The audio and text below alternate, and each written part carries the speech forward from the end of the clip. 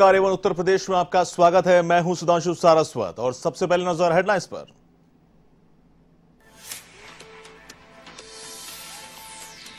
मुख्यमंत्री योगी आदित्यनाथ ने किया बड़ा ऐलान। दिसंबर तक 50,000 युवाओं को नौकरी देने का किया वादा, तो नवनियुक्त 130 आबकारी निरीक्षकों को बांटे नियुक्ति पत्र।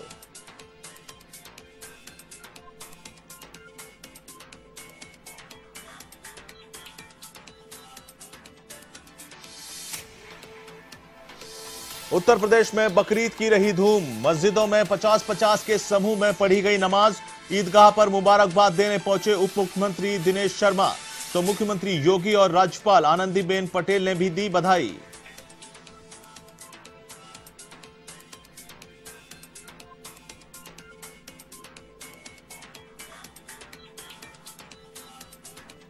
अखिलेश यादव ने रथ यात्रा से किया चुनावी आगाज। जोश में सपा कार्यकर्ता भूले कोरोना गाइडलाइन। महंगाई, महिला अत्याचार और बेरोजगारी को बनाया चुनावी मुद्दा।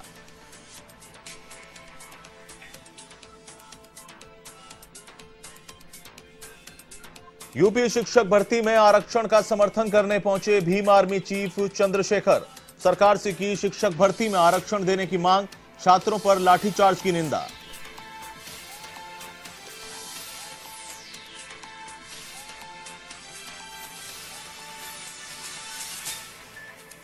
और पुलिस इंस्पेक्टर को बुजुर्ग को गाली देना पड़ा महंगा। A1 टीवी की खबर और वायरल वीडियो पर एसपी ने की कार्रवाई। आरोपित इंस्पेक्टर को किया निलंबित।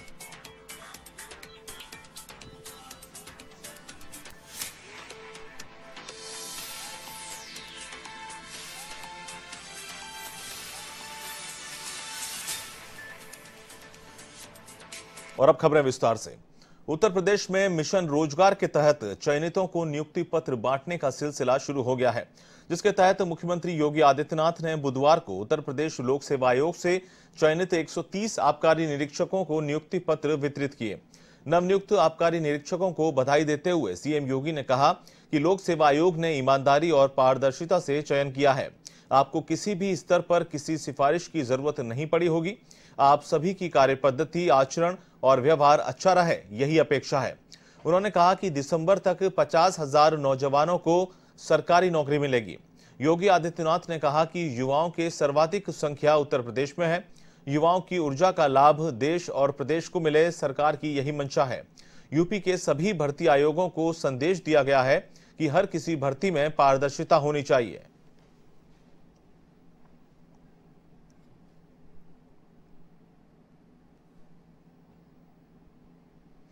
समाजवादी पार्टी के अध्यक्ष और उत्तर प्रदेश के पूर्व मुख्यमंत्री अखिलेश यादव बुधवार को उन्नाव पहुंचे। इस दौरान लखनऊ से लेकर उन्नाव तक जगह जगह सपा कार्यकर्ताओं ने उनका स्वागत किया। इसके बाद अखिलेश यादव ने सपा नेता मनोहर लाल की प्रतिमा का अनावरण किया। वहीं अखिलेश के कार्यक्रम के दौरान मीडिया कर्मियों से भी धक्का मुक्की की गई। साथ ही कोरोना गाइडलाइन का भी उल्लंघन हुआ।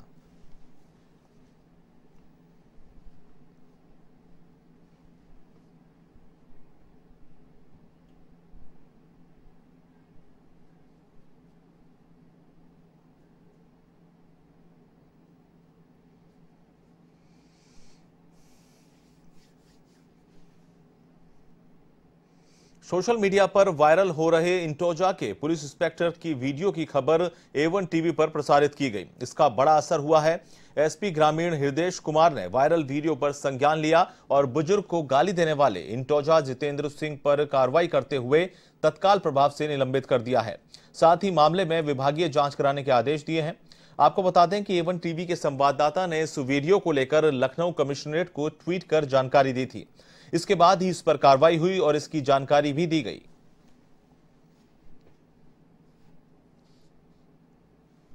आज सोशल मीडिया पर थानाध्यक्ष इंटोजा द्वारा अभद्र भाषा का प्रयोग करते हुए एक वीडियो वायरल हुआ। उसका संज्ञान लेते हुए उनको तत्काल प्रभाव से निलंबित कर दिया गया है तथा उनके विरुद्ध जांच आदेशित कर दी गई है।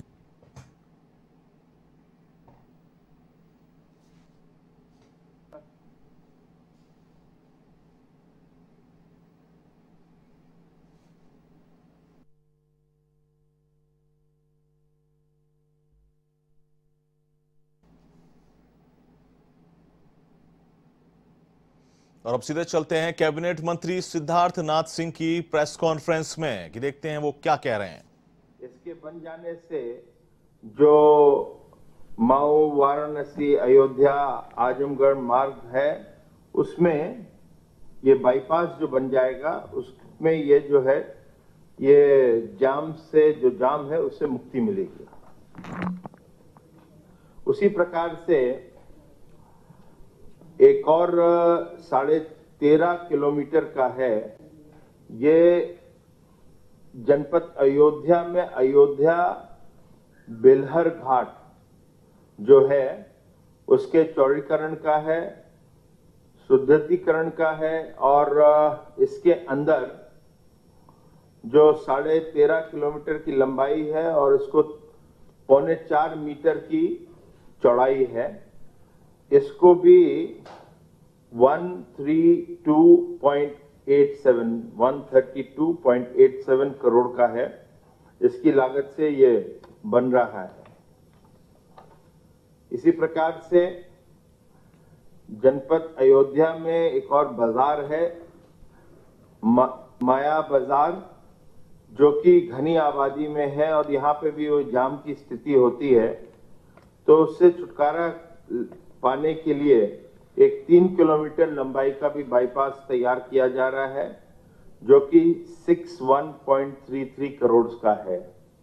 तो ये जो 3 थे विशेष रूप से इस दृष्टि से वहां पर बाईपास तैयार कर रहे हैं, चौड़ीकरण कर रहे हैं और जिससे कि आने जाने में आवागमन में कोई दिक्कत ना हो।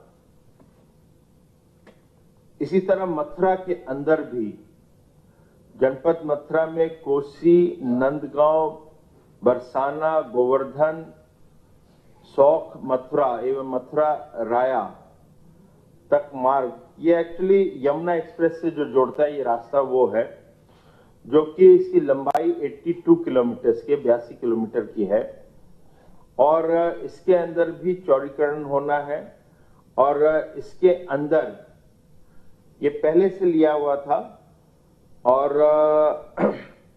इसकी वित्तीय स्वीकृति भी जो है 505.72 करोड़ की गई थी, लेकिन इसके अंदर एक कठिनाई आ गई। कठिनाई ये थी कि इसके अंदर जो वृक्ष बाधक थे उनको काटना था और ये थे 12,982 वृक्ष काटने पड़ रहे थे। अब इसको जब काटते हैं तो एक कानून है कि 10 गुना आपको और अधिक लगाना भी है। तो अब 10 गुना लगाने के लिए आपको आवश्यकता भी है जमीन की। जमीन की आवश्यकता का मतलब कि आपको उसको अधिग्रहण करना पड़ेगा। तो ये सब चीजों को लेते हुए तो कठिनाई आ रही थी।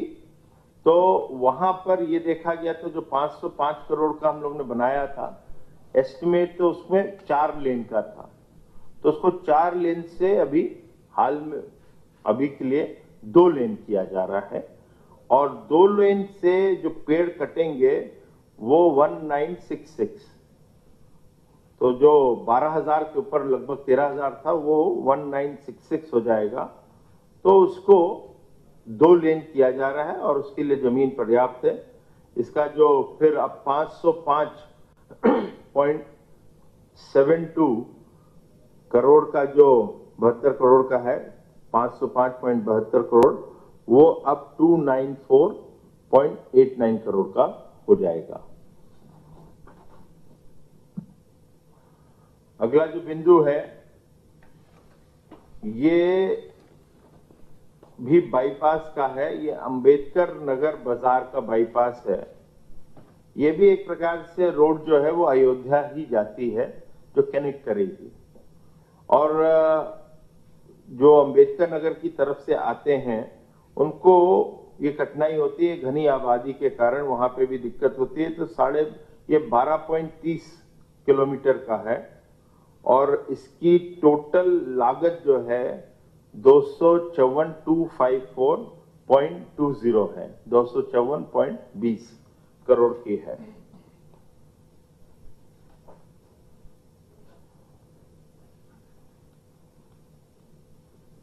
कौशाम्बी हम लोग की बौद्ध धर्म और जैन श्रद्धालुओं की एक जनपद है, प्रसिद्ध जनपद है, लेकिन वहां पे आने जाने के लिए विशेष रूप से प्रयागराज का रेलवे स्टेशन और प्रयागराज का एयरपोर्ट इस्तेमाल भी होता है। तो इसको देखते हुए वहां पर पूरा का पूरा एक दोनों जनपदों को जोड़ता हुआ 42.06 किलोमीटर का 4 लेन का एक निर्माण कार्य रोड का होने जा रहा है। तो आप सुन रहे थे कैबिनेट मंत्री सिद्धार्थनाथ सिंह को, जो यूपी कैबिनेट के फैसलों की जानकारी दे रहे थे प्रेस कॉन्फ्रेंस के माध्यम से। और अब बढ़ते हैं अगली खबर की ओर। रक्षा मंत्री राजनाथ सिंह अपने एक दिन के दौरे पर लखनऊ पहुंचे, जहां वे लखनऊ के पूर्व सांसद लालजी टंडन की प्रथम पुण्यतिथि के अवसर पर आयोजित कार्यक्रम में शामिल हुए। इस दौरान रक्षा मंत्री राजनाथ सिंह ने पूर्व सांसद लालजी टंडन की प्रतिमा का अनावरण किया। साथ ही टंडन को याद करते हुए उन्होंने मायावती, अटल बिहारी वाजपेयी और समाजवादी पार्टी से जुड़े रोचक किस्से साझा किए। इस दौरान मुख्यमंत्री योगी आदित्यनाथ, डिप्टी सीएम केशव प्रसाद मौर्य और डॉक्टर दिनेश शर्मा, बीजेपी प्रदेश अध्यक्ष स्वतंत्र देव सिंह भी मौजूद रहे। वहीं लखनऊ की मेयर संयुक्त भाटिया ने लालजी टंडन की प्रतिमा के अनावरण के मौके पर कहा कि जनता की मांग पर नरेंद्र देव पार्क का नाम भी लालजी टंडन पार्क रखा जाएगा।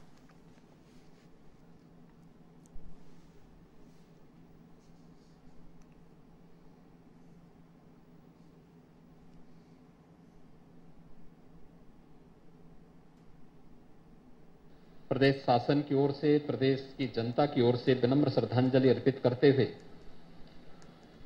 नगर निगम बोर्ड द्वारा आज प्रथम पुण्यतिथि पर टंडन जी की इस भव्य प्रतिमा का अनावरण यहां पर संपन्न हुआ है।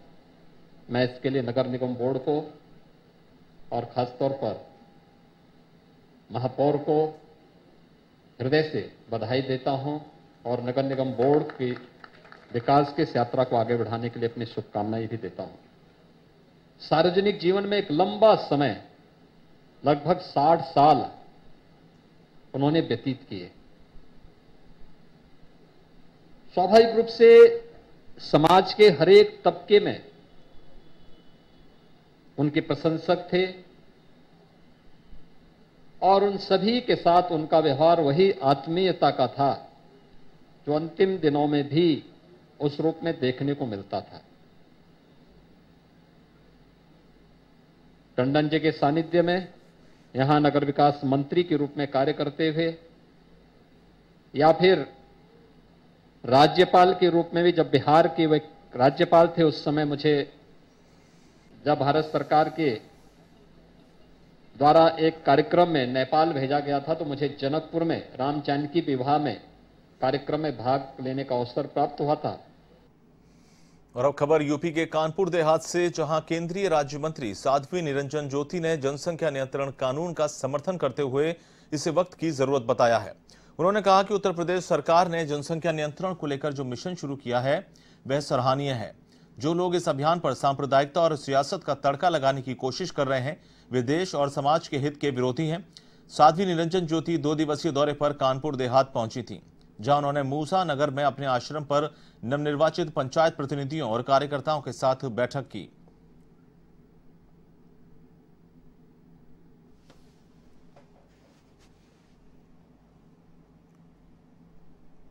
साधन वही है, जमीन वही है। अन्य देशों में यदि देखें तो इस पर बहुत कानून लागू किया है। देश हित में, देश विकसित देशों की लाइन में आए, इस हित में मुझे लग रहा है कि सबको इसको मानना चाहिए। जनसंख्या नियंत्रण आवश्यक भी है, विकास की दृष्टि से भी, रोजगार की दृष्टि से भी, लोगों को स्वस्थ व्यवस्थाओं की दृष्टि से भी। मैंने देखा है कि जिसके 4-5 बच्चे हैं तो फिर बच्चों को सही ढंग से वो खिला नहीं पाता, वो कुपोषण के शिकार हो जाते हैं। Bhim army chief Chandrashekhar Azad UP के लखनऊ दौरे पर रहे, जहां 69,000 शिक्षक भर्ती में आरक्षण की मांग को लेकर अभ्यर्थी लगातार अपनी मांगों को लेकर प्रदर्शन कर रहे हैं। ऐसे में अभ्यर्थियों ने मुख्यमंत्री आवास के बाहर और भारतीय जनता पार्टी कार्यालय के बाहर एकत्रित होकर अपनी मांगों को लेकर प्रदर्शन किया। इस दौरान पुलिस और अभ्यर्थियों में खींचतान के समय कई अभ्यर्थियों को चोट आई तो कुछ लोगों के हाथ पैर भी टूट गए। ऐसे में भीम आर्मी के राष्ट्रीय अध्यक्ष चंद्रशेखर आजाद ने आरक्षण की मांग को लेकर बैठे अभ्यर्थियों से मिलने वे इको गार्डन पहुंचे, जहां अभ्यर्थियों की समस्याओं को सुना और सरकार से शिक्षक भर्ती में आरक्षण देने की मांग की। साथ ही छात्रों पर लाठीचार्ज की निंदा भी की।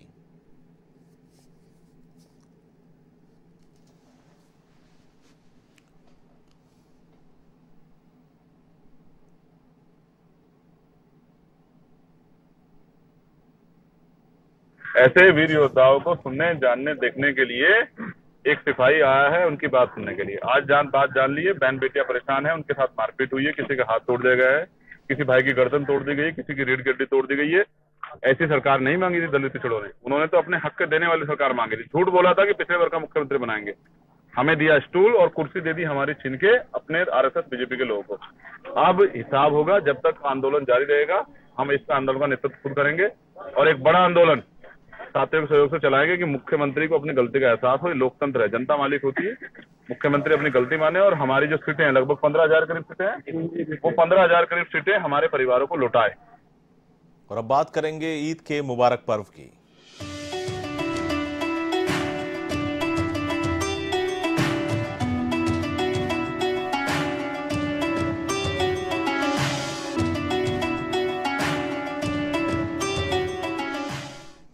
यूपी के झांसी में ईद उल अजहा प्रशासन की मौजूदगी में सकुशल संपन्न कराया गया। इस दौरान पुलिस अधीक्षक शिवहरी मीणा ने क्षेत्र का भ्रमण कर प्रमुख धार्मिक स्थलों पर सुरक्षा व्यवस्था का जायजा लिया। साथ ही कोरोना गाइडलाइन की पालना के निर्देश दिए। इसके अलावा शांतिपूर्ण तरीके से ईद की विशेष नमाज अदा की गई।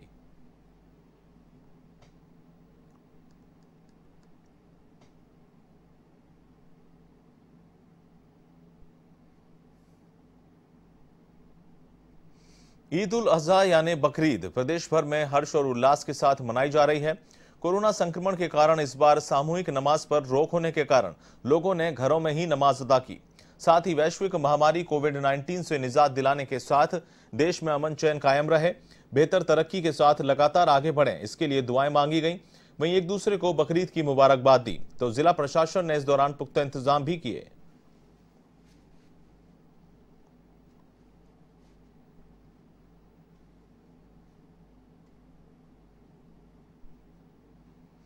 कुर्बानी का पर्व बकरीद का त्योहार देश भर में हर्षोल्लास से मनाया जा रहा है।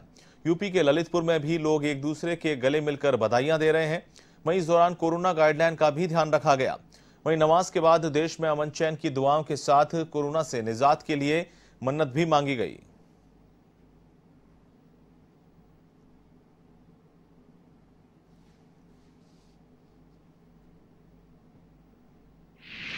थाना और ज़्यादा जो पूरे जनपद का हमने जो जहाँ पे भी ईदगाह और जो मस्जिदों पे नमाज़ पढ़ी जानी है वहाँ पे फोर्स लगाया गया है। ये तहसील जो हमारा जो सदर है वहाँ ललितपुर में ईदगाह पे भी आप देख रहे होंगे कि शांतिपूर्वक सब कुछ है, हमारा फोर्स भी लगा हुआ है और सभी को जो कोविड की गाइडलाइंस है उसके बारे में पहले से ही अवगत कराया गया था। सभी के द्वारा मीटिंग भी गई थी, हमारी पीस कमेटी की मीटिंग जो जनपद स्तर की वो भी हो गई थी और थाना स्तर की भी सभी मीटिंगें हो चुकी थी, तो सभी लोगों को इस चीज़ के बारे में बताया भी गया। साथ ही साथ ये भी सभी से अनुरोध किया था कि क्योंकि ये बकरीद का त्यौहार है तो इसमें कुर्बानी दी जाती है, तो कुर्बानी जो है पब्लिक प्लेस पे ना करें और अपने घरों पे ही करें। हाथरस शहर की आवास विकास कॉलोनी में कोरोना से बचाव के लिए वैक्सीनेशन शिविर लगाने की तैयारी शुरू हो गई। इसके लिए आयोजक कंपनी की ओर से लोगों के आधार कार्ड जमा किए जा रहे हैं। कंपनी के डायरेक्टर मनीष अस्थाना ने बताया कि लोगों की मांग पर कोरोना महामारी से बचाव के लिए टीके लगाए जाएंगे। यह कैंप बड़े पैमाने पर आयोजित होना है।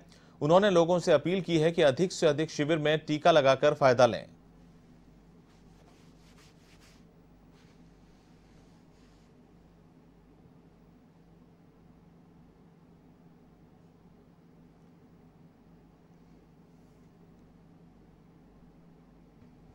यूपी के हापुड़ में बाबूगढ़ थाना पुलिस की बाइक सवार 3 बदमाशों से मुठभेड़ हुई। इस दौरान बदमाशों ने पुलिस पर फायरिंग कर दी। ऐसे में जवाबी कार्रवाई में दोनों बदमाश घायल हो गए, जबकि एक बदमाश फरार हो गया। वहीं उस मुठभेड़ में एक सिपाही भी घायल हो गया। घटना के बाद तीनों घायलों को अस्पताल पहुंचाया गया, जहां उनका इलाज जारी है।